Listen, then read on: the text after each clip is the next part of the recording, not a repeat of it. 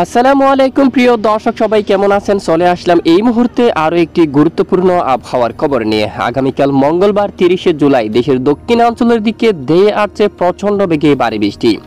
কেমন থাকতে পারে আগামী 24 থেকে 48 ঘন্টার আবহাওয়া? কোন কোন জেলাগুলোর উপর হতে পারে ভারী বৃষ্টি? কি জানাচ্ছে আবহাওয়ার ইউরোপিয়ান মডেলগুলো? সম্পূর্ণ বিস্তারিতভাবে জানিয়ে দেওয়া হবে এই ভিডিওটির মাধ্যমে। জানতে হলে ভিডিওটি শেষ পর্যন্ত দেখবেন, ভালো লাগলে একটি লাইক করবেন, আর সবার আগে গুরুত্বপূর্ণ আবহাওয়ার খবর পেতে চ্যানেলটি সাবস্ক্রাইব করে পাশের বেল বাটনে ক্লিক করে রাখবেন। আর ভিডিওটি কোন জেলা থেকে সরাসরি লাইভ দেখছেন কমেন্ট করে জানিয়ে দিন। সরাসরি আমরা চলে আসলাম লাইভ স্যাটেলাইট ইমেজের উপর। সর্বপ্রথম আমরা দেখতে পাচ্ছি আজ বাংলার বেশ কিছু এলাকায় প্রচণ্ড মেঘের আনাগোনা দেখা যাচ্ছে। উত্তরবঙ্গের দিকে দেখুন, আমরা একটু একটু করে আপনাদেরকে দেখাচ্ছি। সিলেট বিভাগ থেকে শুরু করে মৌলভীবাজার, এদিকে বিশ্বনাথপুর, মাদান এলাকায়, কিশোরগঞ্জ, ময়মনসিংহ সবটুকু এলাকায় কিছুটা মেঘের আনাগোনা রয়েছে, তবে বৃষ্টির মাত্রা কম। এখানে ঠিক যেভাবে মেঘ রয়েছে ঠিক সেইভাবে কিন্তু বৃষ্টিপাত নেই, মেঘের আনাগোনা থাকতে পারে, তবে দক্ষিণাঞ্চলে বৃষ্টিপাত থাকবে। একটু পর আমরা যাচ্ছি তো কাপাসিয়া, নাগারপুর, চিরাজগঞ্জ, সিংড়া, সরিষাবাড়ি, বগুড়া, রাজশাহী, পাবনা, মেহেরপুর, শাইলকুপা, যশোর, লোহাগাড়া, খুলনা বিভাগের বেশ কিছু এলাকায় প্রচণ্ড মেঘের আনাগোনা রয়েছে।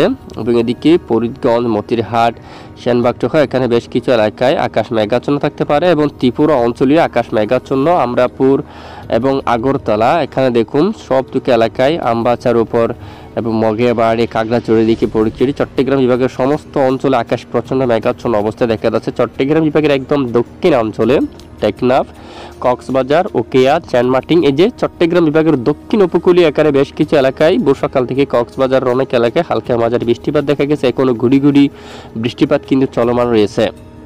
এবং এখানে দক্ষিণ উপকূলীয় অঞ্চলে আমরা এখানে যে দেখুন খুলনা, বরিশাল, এখানে আংশিক মেঘলা আকাশ নিয়ে পরিষ্কার, তবে কিছুটা মেঘের আনাগোনা শুরু হচ্ছে। এবং পশ্চিমবঙ্গের বেশ কিছু এলাকায় আকাশ মেঘাচ্ছন্ন অবস্থা রয়েছে। চন্দননগর, কলকাতা, আরামবাগ, বর্ধমান, বাঁকুড়া এখানে সবটুকু এলাকায় মেঘের আনাগোনা দেখা যাচ্ছে। আজ রাতে আকাশ মেঘাচ্ছন্ন থাকতে পারে, তবে এদিকে এসে জামশেদপুরে যে ভারতের এই অঞ্চলে মাঝারি থেকে ভারী বৃষ্টিপাতের সম্ভাবনা রয়েছে। তো আগামীকাল আবারও বেশ কিছু এলাকায় বৃষ্টিপাতের সম্ভাবনা কিন্তু রয়েছে। তো বাংলাদেশ আবহাওয়া অধিদপ্তর থেকেও বলা হয়েছে বাংলাদেশের দক্ষিণ অঞ্চল থেকে শুরু করে মধ্যপ্রান্ত এবং বেশ কিছু এলাকায় বজ্র বিদ্যুৎ সহ বৃষ্টিপাতের সম্ভাবনা রয়েছে।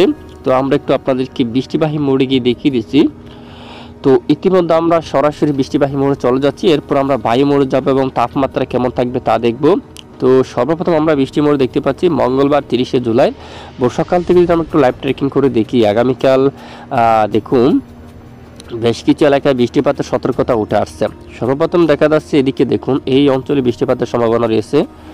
এখানে কলকাতা এবং এদিকে দেখুন উলুবেড়িয়া এই এলাকায় এবং কোলাঘাট, বারুইপুর এই অঞ্চলের দিকে বৃষ্টিপাতের সম্ভাবনা রয়েছে। এবং এদিকে করদাহ অঞ্চলে চন্দননগর, হাবড়া এবং চাকদা, তারপর এখানে দেখুন বাঙ্গুয়ান এই এলাকার দিকে, এবং শান্তিপুর, পান্ডুয়া অঞ্চলে, কৃষ্ণনগর এই অঞ্চলে বৃষ্টিপাতের সম্ভাবনা রয়েছে। এবং এদিকে কর্সপুর এই এলাকায় বৃষ্টির সম্ভাবনা বাংলাদেশের যশোর অঞ্চলের দিয়ে এবং মাগুরার দিকে, এখানে দেখুন এখানে বেশ কিছু এলাকায় বৃষ্টিপাতের সম্ভাবনা কিন্তু রয়েছে মঙ্গলবার। এবং এদিকে দেখুন বিশনপুর সহ সোনামুখী এখানেও বৃষ্টিপাতের সম্ভাবনা কিন্তু দেখা যাচ্ছে।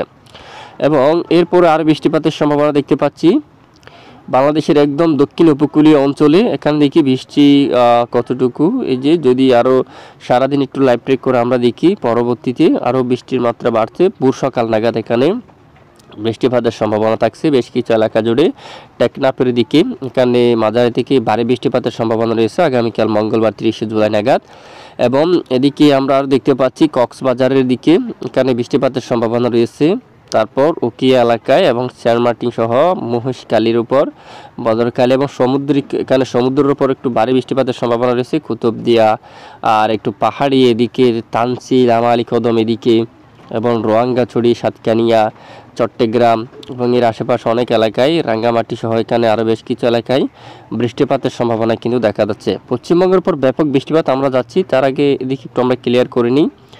তো এরপরে দেখুন কিছুটা বৃষ্টির বিরতিও কিন্তু দেখা যাচ্ছে। এবং মঙ্গলবার এই যে বিকেল নাগাদ এখানে ভারী বৃষ্টিপাত তৈরি হওয়ার সম্ভাবনা কিন্তু আমরা দেখতে পাচ্ছি। তানসি এবং এই যে এই এলাকা দিয়ে চকরিয়া, তানসি, সাতকানিয়ার দিকে, রোয়াঙ্গাছড়ি আর এদিকে রাজস্থলী এবং বিলাইছড়ি এখানে ব্যাপক ভারী বৃষ্টিপাতের সম্ভাবনা কিন্তু উঠে আসছে।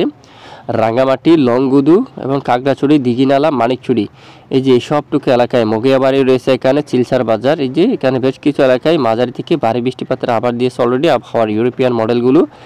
এছাড়া পাশাপাশি এরই সঙ্গে বিকেল থেকে রাতে আরও বেশ কিছু এলাকায় বৃষ্টি ঘটার সম্ভাবনা।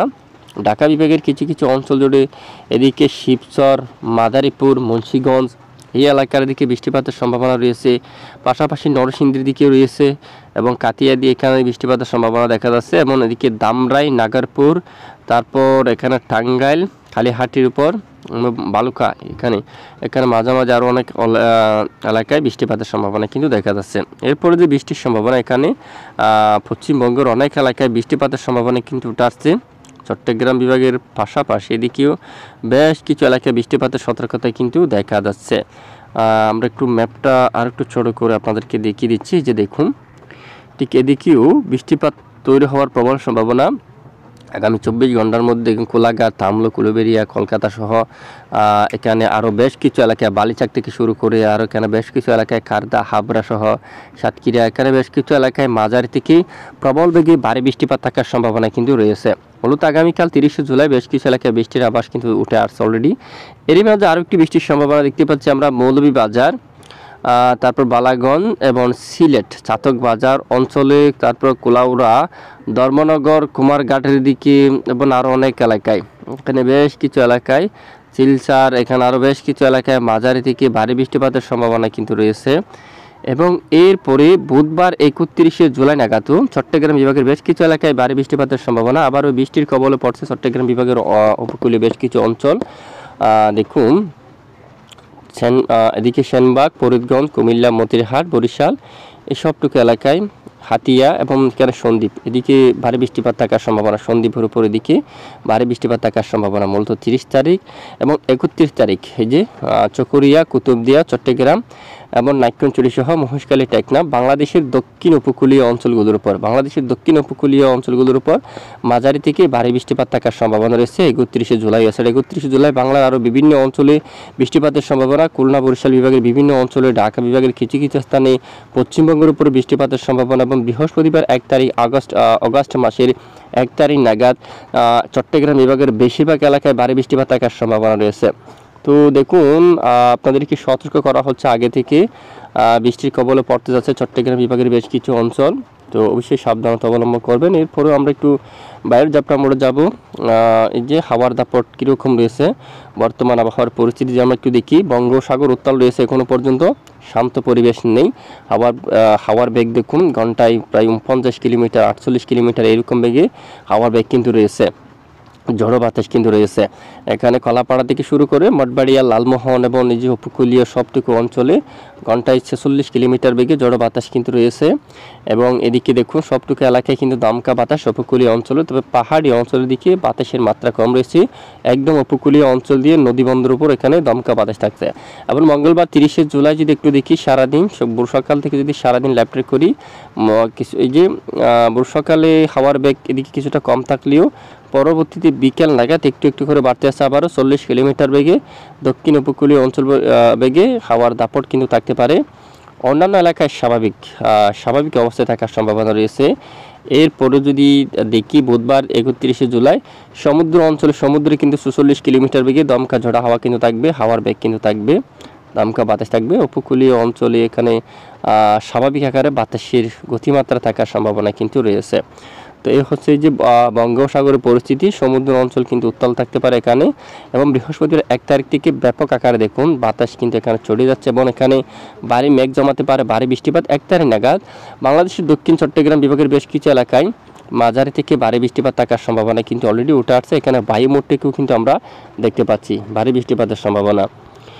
একবার বৃষ্টির পূর্বাভাস থেকে আমরা একটু দেখি যে পরের 3 দিনে কীরকম, এই যে 5 দিনে কীরকম দেখুন ব্যাপক আকারে পরিবর্তন দেখা যাচ্ছে ম্যাপের মধ্যে, যে খুব ভালো বৃষ্টিপাতের আভাস কিন্তু অলরেডি রয়েছে ইতিমধ্যে।